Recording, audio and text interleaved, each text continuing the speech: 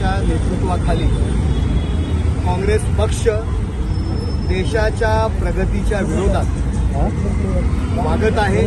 राहुल गांधी स्वतः देशाच्या बाहेर देशामध्ये देशाच्या विरोधात वक्तव्य करणं, देशाच्या पंतप्रधानांच्या विरोधात वक्तव्य करणं आणि देशाच्या प्रगतीच्या विरोधात वागणं अशा पद्धतीची वृत्ती काँग्रेसची सुरू आहे। आणि याकरता राहुल गांधी यांना जोडे मारण्याचा कार्यक्रम या ठिकाणी शिवसेना ठाणे जिल्हा शाखेतर्फे या ठिकाणी आम्ही घेतला होता।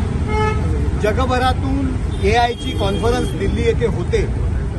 देशाची प्रगती त्या ठिकाणी लोकांसमोर आपण आणतोय। देशभरातील प्रतिनिधी आपल्या देशाची प्रगती एआय टेक्नॉलॉजी पाहायला आलेले आहेत, त्यांच्या टेक्नॉलॉजीचं प्रदर्शन त्या ठिकाणी करायला आलेले आहे। हा देशाचा सन्मान आहे। परंतु राहुल गांधी यांच्या नेतृत्वाखाली युवक काँग्रेसचे पदाधिकारी त्या ठिकाणी चड्डी बनियांवरती निषेध करतात आपल्या देशाचा। हा देशाचा अपमान आहे आणि देशविरोधक देशघातक अशा ह्या कारवाया आहेत। आमची मागणी आहे देशद्रोहाचा गुन्हा या सगळ्या लोकांवर दाखल करावा आणि त्याचबरोबर राहुल गांधी यांच्यावर सुद्धा देशद्रोहाचा गुन्हा दाखल करावा।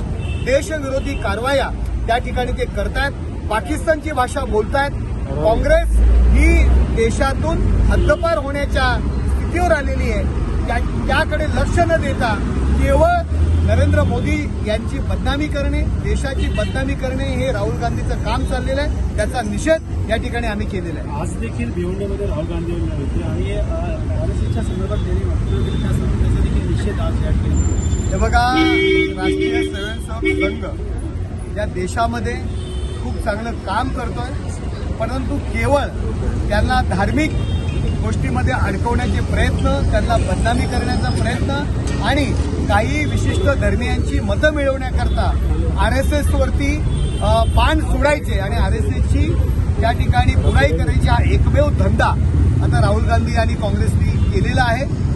त्यामुळे त्यांचा निषेध करणं गरजेचं आहे। काय वाटतं कशा प्रकारची कारवाई झाली पाहिजे? देश